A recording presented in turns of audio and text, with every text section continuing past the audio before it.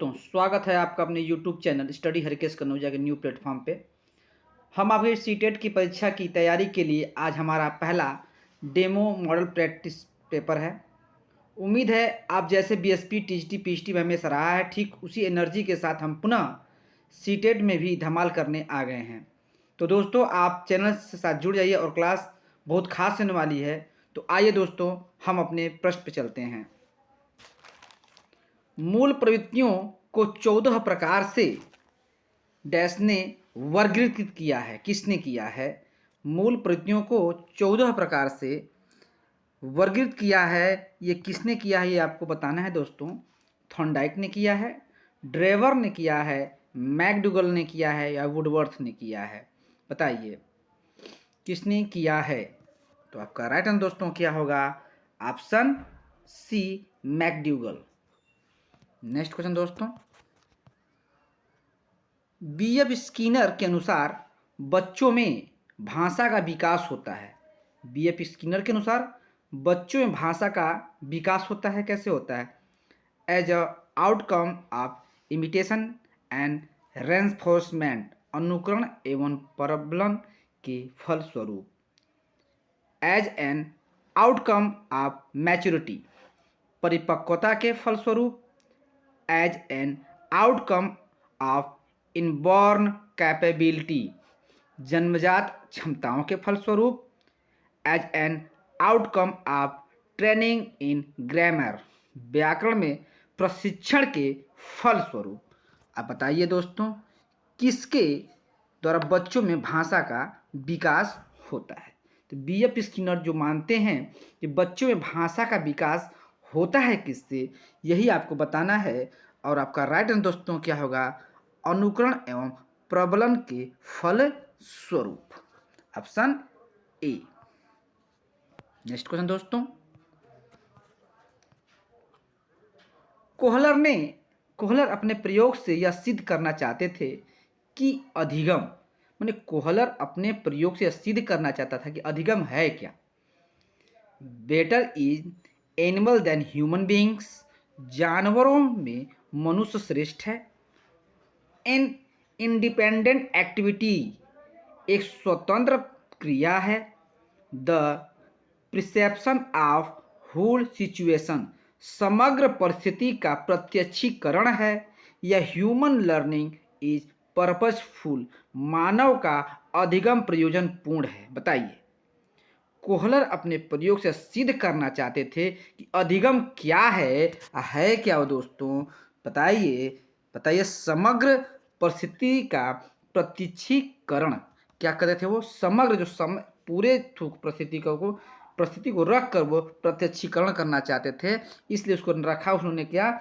समग्र परिस्थिति का प्रत्यक्षीकरण। नेक्स्ट क्वेश्चन दोस्तों, बुद्धि का द्विकारक सिद्धांत का प्रतिपादन किसने किया है? वर्नर ने किया है, स्पीयरमैन ने किया है, थॉर्नडाइक ने किया है या स्टोर्न ने किया है? बताइए बुद्धि का द्विकारक सिद्धांत किसने प्रतिपादित किया था? यही आपको बताना है दोस्तों। और आपका राइट आंसर दोस्तों क्या होगा? फटाफट बताइए, option b, Spearman. Next question दोस्तों, सीखने में प्रयास व भूल के सिद्धांत का प्रतिपादन किसने किया है? थॉर्नडाइक ने किया है, पावलोव ने किया है, कोहलर ने किया है कि गेस्टाल्ट ने किया है? सीखने में प्रयास व भूल का सिद्धांत, ध्यान सुनिए, प्रतिपादन किसने किया है? थॉर्नडाइक, पावलोव, कोहलर और गेस्टाल्ट। तो आपका राइट आंसर दोस्तों क्या होगा? आपका राइट आंसर फटाफट बताइए, ऑप्शन ए, थॉर्नडाइक ने किया है।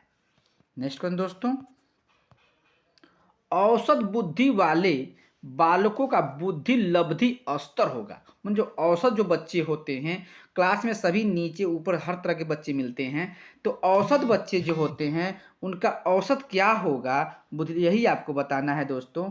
और आपका राइट आंसर दोस्तों, औसत बुद्धि बालकों की बुद्धि लब्धि का स्तर क्या होगा? ऑप्शन ए, 90 से 105। नेक्स्ट क्वेश्चन दोस्तों, निम्न में किसके प्रयोग में कुत्ता एक विषय था? मैंने प्रयोग किया और कुत्ता एक विषय था उसमें।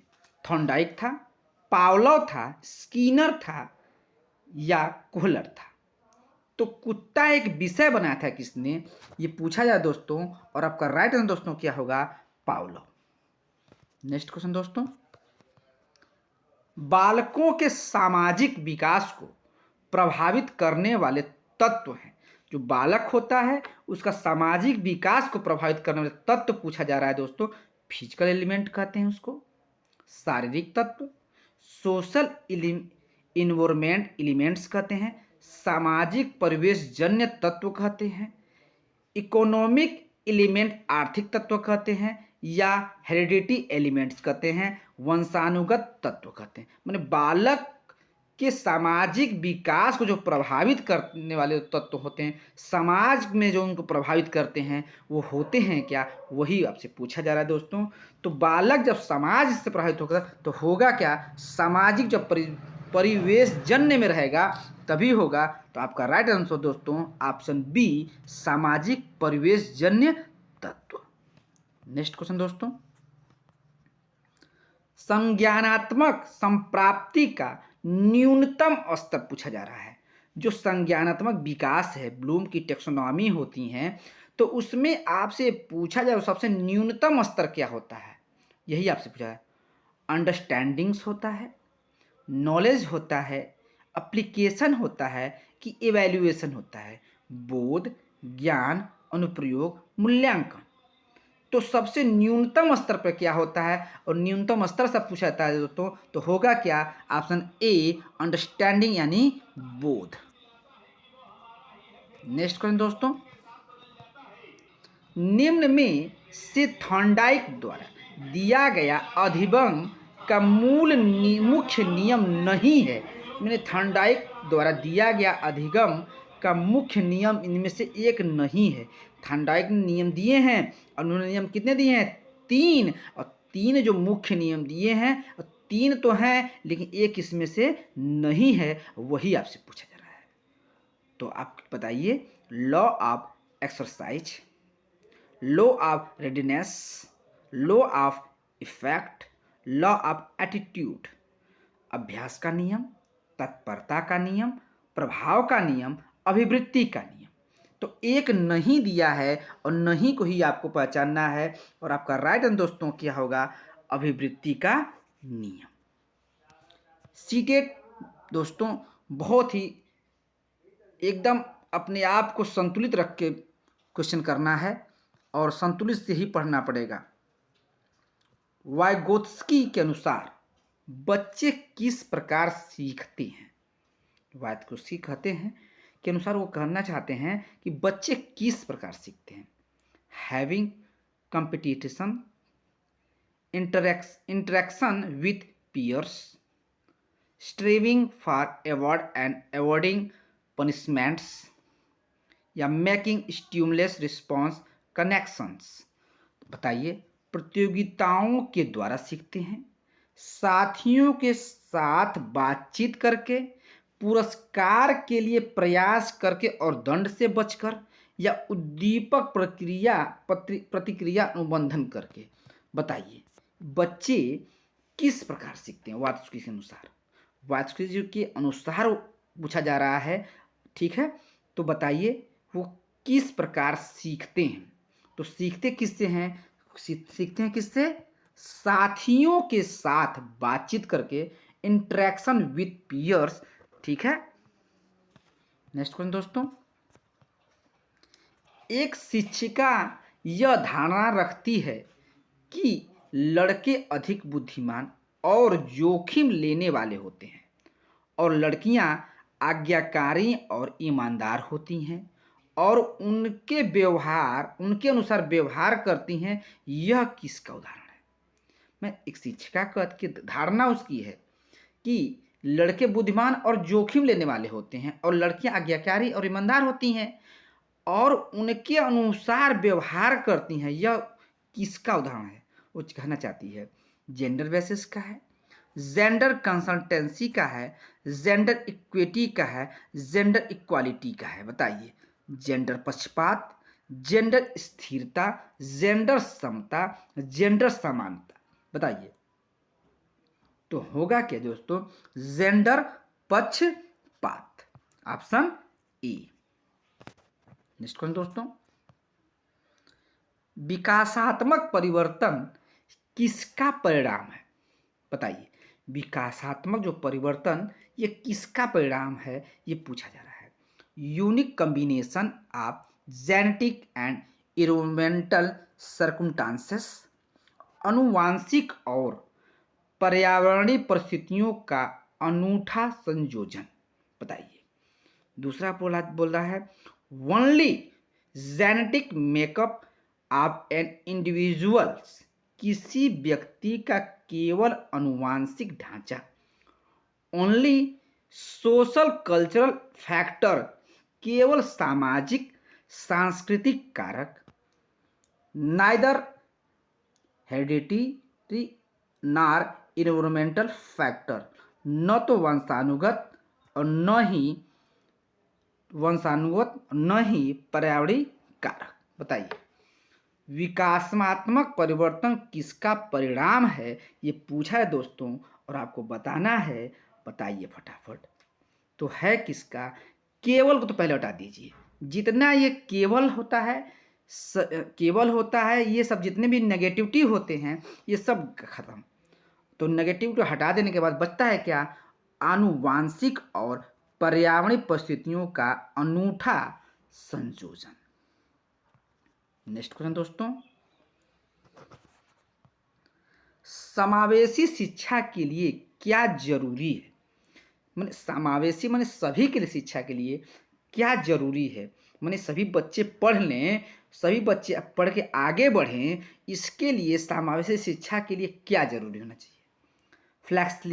फ्लेक्सिबल पेडागोजी होना चाहिए, एनासिसिबल ब्लिंडिंग होना चाहिए, रीडिंग रिगिड मेडसेट होना चाहिए, स्टैंडर्डाइज कैरिकुलम होना चाहिए। बताइए लचीला शिक्षा शास्त्र, अगम्य इमारत, अनम्य मानसिकता, मानकीकृत पाठ्यक्रम। बताइए समावेशी शिक्षा के लिए क्या जरूरी है? और जरूरी क्या है समावेशी शिक्षा, वही आपको बताना है दोस्तों। तो क्या होना सभी के लिए शिक्षा, और सभी के लिए क्या होना चाहिए? शिक्षा के लिए क्या? फ्लेक्सिबल पेडागोजिक होना चाहिए, ठीक ना? यानी लचीला शिक्षा शास्त्र, जो भी पाठ्यक्रम हो बिल्कुल जो है ऐसा पाठ्यक्रम जो सभी बच्चे के लिए समान मिले। नेक्स्ट क्वेश्चन दोस्तों, प्रारंभिक कक्षाओं में शिक्षण अधिगम प्रक्रिया के लिए निम्नलिखित में से कौन सा दृष्टिकोण बेहतर है? प्रारंभिक कक्षाओं में शिक्षण अधिगम के लिए निम्नलिखित ये जितने भी दिए हैं में से कौन सा दृष्टिकोण बेहतर है, इसमें से खास खोजना है। सीटेट यही तो कहता है, हम सभी को बेहतर देता है, लेकिन उसमें से सबसे बेहतर क्या है उसी को आपको पूछना है। देखो imitation without understanding, learning by doing, passive listening, rote memorisation. बताइए बिना समझे नकल करना, करके सीखना, निष्क्रिय रूप में सुनना, रट कर याद करना। बताइए तो प्रारंभिक कक्षाओं में शिक्षण अधिगम के लिए कौन सा दृष्टिकोण बेहतर, जो बहुत बेहतर होता है वही आपको पता करना है दोस्तों। तो होगा क्या? करके, लर्निंग बाय डूइंग। बच्चा जब किसी चीज को करके सीखेगा तो ज्ञान क्या रहेगा? हमेशा के लिए स्थायी रहेगा। तो इसीलिए उन्होंने कहा प्रारंभिक कक्षा में लर्निंग बाय डूइंग, करके सीखना। नेक्स्ट क्वेश्चन दोस्तों, कोहलर के अनुसार सीखना होता है अनुकरण द्वारा सीखना होता है, प्रयास द्वारा होता है, सूझ द्वारा होता है, या अभ्यास द्वारा होता है? Imitation, trial effect, insight, exercise. बताइए तो कोहलर के अनुसार सीखना होता है, उन्होंने बताया है क्या? यही आपसे पूछा जा रहा है दोस्तों। और उन्होंने क्या बताया है? आपका राइट आंसर दोस्तों क्या होगा? सूझ द्वारा। वो कहते हैं सूझ के द्वारा। नेक्स्ट क्वेश्चन दोस्तों, सामाजिक निर्माणवाद का जनक कौन है? नोवाक है, वाइगोत्स्की है, प्याजे हैं, इनमें से कोई नहीं है। बताइए सामाजिक निर्माणवाद का जनक कौन है, यही आपसे पूछा जाए और आपका राइट आंसर दोस्तों क्या होगा, वाइगोत्स्की। नेक्स्ट क्वेश्चन दोस्तों, स्पीयरमैन ने दिया है two factor theory of intelligence, बुद्धि का द्विकारक सिद्धांत, group factor theory of intelligence, बुद्धि का समूह कारक सिद्धांत, multi factor theory of intelligence, बुद्धि का बहुकारक सिद्धांत, प्रोसेस ऑर्डिनेंट थियरी ऑफ इंटेलिजेंस, बुद्धि का प्रक्रिया उन्मुख सिद्धांत। बताइए तो स्पीयरमैन ने क्या दिया है, वही आपसे पूछा जा रहा है। तो उन्होंने दिया है क्या, बुद्धि का द्विकारक सिद्धांत। नेक्स्ट क्वेश्चन दोस्तों, प्रोजेक्ट विधि संबंधित है, किससे संबंधित है, किसको इसको दिया है, किसने, किलपैट्रिक ने, रूसो ने, मॉन्टेसरी ने कि फ्रोवेल ने। बताइए प्रोजेक्ट विधि किसकी है, ये है किसकी, किलपैट्रिक की। नेक्स्ट क्वेश्चन दोस्तों, कौन से कारक अधिगम को प्रभावित करते हैं, personal factor, environmental factor, social factor, all of the above, यानी व्यक्तिगत कारक, वातावरण संबंधी कारक, सामाजिक कारक या उपयुक्त सभी।